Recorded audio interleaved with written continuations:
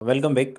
Now हमारे पास जो अगला है व्यू हम देख चुके थे। टैब नाउ इंसर्ट टैब में हमारे पास क्या है? इंसर्ट टैब में मल्टीपल चीजें हैं। रो इंसर्ट करना, सेल इंसर्ट करना, शीट इंसर्ट करना, जो कि हम देख चुके हैं। ठीक है। इसमें इमेज इंसर्ट करना भी, अगर आपको इमेज इंसर्ट करना है तो आप किसी भी यहाँ पे इंसर्ट में जाएंगे, इमेज और इंसर्ट इमेज इन सेल और एक ओवर सेल। तो लाइक ओवर सेल पे अगर आप करोगे तो अब ये बोल रहा है कि ब्राउज करो, अपलोड करो, तो आप अपने सिस्टम से इमेज क्या कर सकते हो? अपलोड कर सकते हो। मैंने एक इमेज ली यहाँ से, ये वाली, और मैंने क्या कर दी? अपलोड कर दी। ठीक है, तो ये क्या हुआ? यहाँ पर एक इमेज आ चुकी है और इन सेल करूंगा मैं। ठीक है, देख सकते हो आप। थोड़ा सा इसको हम इधर लेके आते हैं तो इमेज आ चुकी है। इन सेल में क्या होगा? इन सेल में जो इमेज है, एक नया फीचर आया है। ठीक है, जो एक सिंगल सेल में आपकी इमेज को क्या करेगा? इंसर्ट करेगा। ये ठीक है, इस तरीके से ये। तो हमारी एक सिंगल सेल में इमेज क्या हो चुकी है? इंसर्ट हो चुकी है। और इंसर्ट में हमारे पास जो ऑप्शन है, ड्रॉप डाउन है। ठीक है, कमेंट हम देख चुके हैं, चेक बॉक्स है, ये सारी चीज़ें हम आगे देखेंगे। ड्रॉप डाउन जब हम डेटा वैलिडेशन पढ़ेंगे, ठीक है, कि डेटा वैलिडेशन क्या होता है, तब हम आप ड्रॉप डाउन सीखेंगे। तो ड्राइंग वगैरह, इमेज वगैरह, फंक्शन वगैरह, लिंक करना। ठीक है, जैसे आपको लिंक इंसर्ट करनी है तो इंसर्ट में जाएंगे और आप किसके ऊपर क्लिक करेंगे? लिंक पे। ठीक है, अब लिंक में यहाँ पर आप नाम दे सकते हो कि किस पे। जैसे मैंने यहाँ पे नाम दे दिया आयोटा एकेडमी। ठीक है, अब आयोटा एकेडमी पर अगर कोई क्लिक करे तो कहाँ जाए? ठीक है, तो इसके लिए मैंने आयोटा एकेडमी ही सर्च किया। तो iota academy is software development institute, और मैंने इसका यूआरएल यहाँ से क्या किया? कॉपी किया और यहाँ पर आकर जो मैंने सर्च में पेस्ट कर दिया। ठीक है, अब होगा क्या? यहाँ पे दिखेगा तो आयोटा एकेडमी। देखो, यहाँ पे आपको दिखेगा क्या? जो आपने वहाँ पे नाम लिखा है। और इस पे जैसे आप क्लिक करोगे, ठीक है, अब जैसे यहाँ पे क्लिक करने से आएगा, और इस पे डायरेक्टली चाहोगे तो कंट्रोल क्लिक करना। ठीक है, कंट्रोल के साथ डायरेक्टली भी अगर आप यहाँ पे क्लिक करोगे, जैसे यहाँ पे जो लिंक है, तो डायरेक्टली कहाँ लेके जाएगा आपको? इस नाम से जो भी लिंक क्या है, अटैच्ड है। आप वापस इसको एडिट कर सकते हो, रिमूव कर सकते हो, एडिट कर सकते हो, कॉपी कर सकते हो। तो आप इस तरीके से लिंक भी क्या कर सकते हो? इंसर्ट कर सकते हो। चेक बॉक्स कुछ भी नहीं है, चेक बॉक्स होते हैं। जैसे यहाँ पे हम जाएंगे चेक बॉक्स पे, तो एक चेक बॉक्स आ गया, क्लिक अनक्लिक करके। ठीक है, यहाँ पर ड्रॉप डाउन है। ड्रॉप डाउन हम डेटा वैलिडेशन में देखेंगे। स्मार्ट चिप्स में आपको आगे बताऊंगा, कमेंट्स में आपको बता चुका हूँ। नोट्स क्या होते हैं? नोट जैसे कि आपको बाद में कुछ याद रखना है कि ये यहाँ पे हमने कुछ किया था, तो हम राइट क्लिक करके भी क्या कर सकते हैं? इंसर्ट नोट, या फिर हम डायरेक्टली इंसर्ट में जाके भी नोट इंसर्ट कर सकते हैं। और यहाँ पे हम लिख सकते हैं कि this will change it, this is latest order. ठीक है, कुछ भी लिख सकते हैं हम यहाँ पे। ओके, और इससे क्या होगा कि यहाँ पे एक नोट आ जाएगा। ओके, डिलीट करना है तो आप डिलीट भी कर सकते हो, डिलीट नोट्स। ठीक है, अगला है फॉर्मेट। अब जो फॉर्मेट है, फॉर्मेट में हमारे पास मल्टीपल फॉर्मेटिंग है। तो देखो, डेटा जो होता है ना, वो अलग अलग टाइप का होता है। सो डेटा टाइप्स क्या होते हैं? डेटा टाइप्स होते हैं डेटा को अलग अलग कैटेगरी में क्या करना? बांटना। जैसे फॉर्मेटिंग में हमारे पास मल्टीपल ऑप्शंस है, नंबर फॉर्मेटिंग, टेक्स्ट फॉर्मेटिंग। तो डेटा जनरली जो डेटा होता है वो या तो टेक्स्ट होगा या तो नंबर होता है। ठीक है, वैसे audio video all is data. तो हम नॉर्मली बात करते हैं टेक्स्ट और नंबर्स की। तो डेटा को अलग अलग कैटेगरी में, टाइप में क्या किया गया है? डिवाइड किया गया है। अब डेटा टाइप्स क्या होता है? किस टाइप का डेटा स्टोर है। ठीक है, जैसे एक पर्टिकुलर वैल्यू है, जैसे मैंने यहाँ पर एक वैल्यू स्टोर करी 34, तो ये क्या है? नंबर है। अब इससे हमें ये पता चलता है कि हम इस जो वैल्यू स्टोर है, जो डेटा स्टोर है, इसके ऊपर क्या ऑपरेशन परफॉर्म कर सकते हैं। तो हम नंबर्स को ऐड कर सकते हैं। अगर टेक्स्ट है, जैसे इस सेल में हमने टेक्स्ट स्टोर किया, तो टेक्स्ट को तो हम माइनस मल्टीप्लिकेशन कैलकुलेशन कर ही नहीं सकते। सो डेटा को अलग अलग कैटेगरी में बांटना ही क्या कहलाता है? डेटा टाइप, ताकि हम उसके ऊपर क्या कर पाए? स्पेसिफिक टाइप के ऑपरेशंस कर पाए। ठीक है, तो जो गूगल शीट है वहां पर भी हमारे पास मल्टीपल टाइप्स के क्या है? डेटा टाइप्स हैं। नंबर है, टेक्स्ट है, डेट है, करेंसी है। These all are different data types. ठीक है, डेट करेंसी सब नंबर के अंदर ही आते हैं। तो उनकी फॉर्मेटिंग कैसे करेंगे? तो जैसे हमारे पास ये डेटा है, ठीक है, टोटल सेल्स, ये क्या है? न्यूमेरिकल है। तो अगर मान लो मुझे इसमें करेंसी चेंज करनी है, तो हम कहाँ जाएंगे? फॉर्मेट में जाएंगे। फॉर्मेट में हमें सबसे पहले मिलेगा नंबर्स, तो लाइक ऑटोमेटिक ये नंबर, तो आप करेंसी नंबर पे क्लिक करोगे तो करेंसी हट जाएगा। वापस फॉर्मेट में जाओगे आप, तो percentage, scientific numbers, accounting, finance. Accounting में क्या होता है कि आपका जो डॉलर का साइन है, जैसे मैंने इसको क्लिक किया, नेगेटिव नंबर्स के, जो अगर कोई नंबर नेगेटिव है तो उसका राइट साइड क्या आएगा? पैरेंथेसिस आएगा। ठीक है, जैसा मान लो यहाँ पे हम माइनस करते हैं अभी, तो इसका राइट साइड क्या आ जाएगा? पैरेंथेसिस आ जाएगा। That means it is a negative number. ठीक है, फाइनेंशियल, अगर आप फाइनेंस में क्या होता है कि जो करेंसी का सिंबल होता है वो राइट लेफ्ट लेफ्ट साइड होता है, और नॉर्मल जो आपकी करेंसी है, ठीक है, ये फाइनेंस में लिखने का तरीका है। बाकी नॉर्मल अगर आपकी जो आप करेंसी में कन्वर्ट कर रहे हो यहाँ से, तो वो नॉर्मली नंबर्स के साथ ही क्या होता है, करेंसी का सिंबल आपको दिखता है। और जो आप फॉर्मेटिंग कर रहे हो ना, ये सारी की सारी फॉर्मेटिंग आपको डिस्प्ले में दिखेगी, डिस्प्ले में दिखेगी, डेट मीन्स इस सेल में आपको डॉलर दिख रहा है, बट एक्चुअली फॉर्मूला बार में क्या है, फॉर्मूला बार में सिर्फ और सिर्फ आपका नंबर लिखा हुआ है। तो फॉर्मेटिंग जो भी करते हो वो सिर्फ, जैसे मान लो ये है और मैंने इसको बोल्ड कर दिया, इटैलिक कर दिया, तो ये सिर्फ डिस्प्ले में चेंज हो रहा है। आपका जो एक्चुअल नंबर है फॉर्मूला बार में, ये जो दिख रहा है आपको फॉर्मूला बार, ये 45 वहां पे इटैलिक नहीं हुआ है, वहां पे वैसा का वैसा ही क्या है, स्टोर्ड है। तो जितनी भी आप फॉर्मेटिंग करते हो, जो सारी चीजें आप फॉर्मेटिंग में अप्लाई करते हो, वो मेन नंबर्स को इफेक्ट नहीं करती, वो सिर्फ कहाँ डिस्प्ले में क्या होती है, चेंजेस होते हैं, डिस्प्ले में ही चेंजेस होते हैं, ठीक है।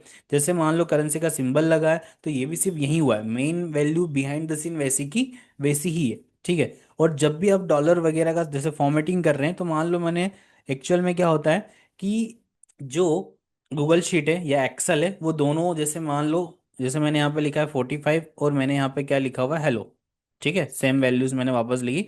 अब इनमें डिफरेंसेस क्या है, सो बेसिकली डेटा टाइप है, एक इंटीजर है और एक क्या है, टेक्स्ट है।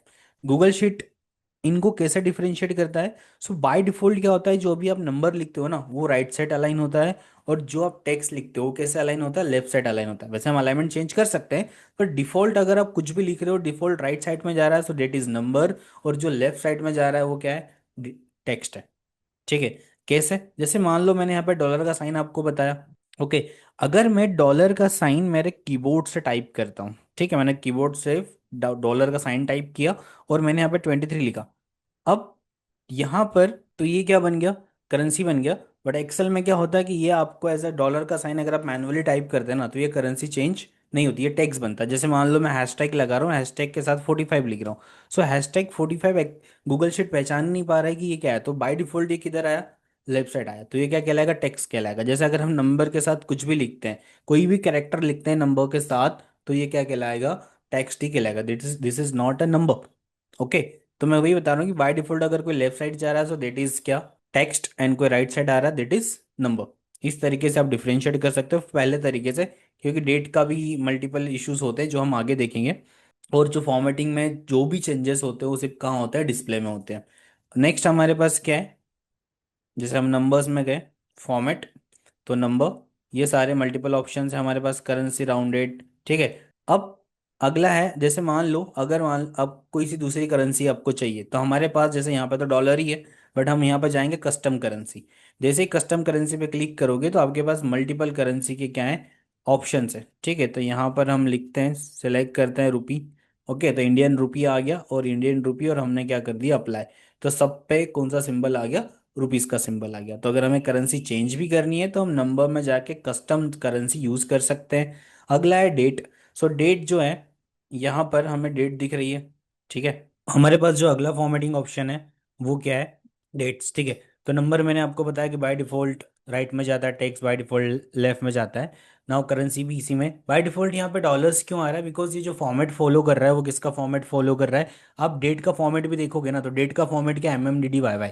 ये जो एक्चुअल में फॉर्मेट है, USA का फॉर्मेट फॉलो किया जा रहा है, MMDD YY।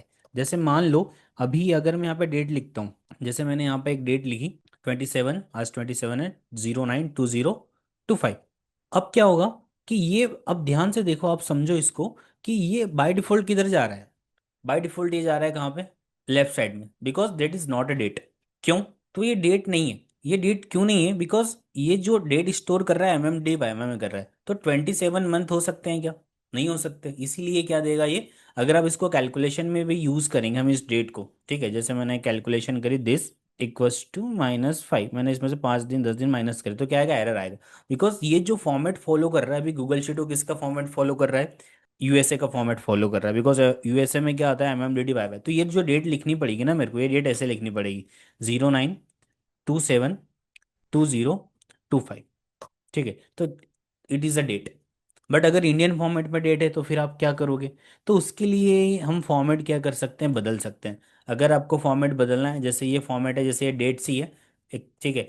अगर मैं इन सारे कॉलम की डेट्स को सिलेक्ट करूंगा और मैं यहाँ पे जाऊंगा डेट, ठीक है, और यहाँ पे मैं फॉर्मेट, फॉर्मेट में हम नंबर्स और यहाँ से हम डेट सेलेक्ट करते हैं। तो आप देख सकते हैं कि जो फॉर्मेट आया है ये क्या है, M M D D Y Y में क्या हो चुका है, पूरा फॉर्मेट कन्वर्ट हो चुका है। सो अब होगा क्या, अगर आपके पास इस तरीके से डेट आई, जैसे इसको आप चेंज भी कर सकते हो, जरूरी नहीं कि, बट इसमें चेंज करोगे तो क्या होगा, जैसे ये लिखा है 4/19/2025, अगर मुझे 19 को आगे लेके आना है तो हम कहाँ पर जाएंगे, फॉर्मेट में जाएंगे, नम डेट, और यहाँ पे क्या है, डेट में भी जो फॉर्मेट है, बट हम कस्टम डेट कर सकते हैं। कस्टम डेट में हम क्या लेके आ सकते हैं, अभी इसमें फॉर्मेट क्या है, एम, मंथ, डे और ईयर।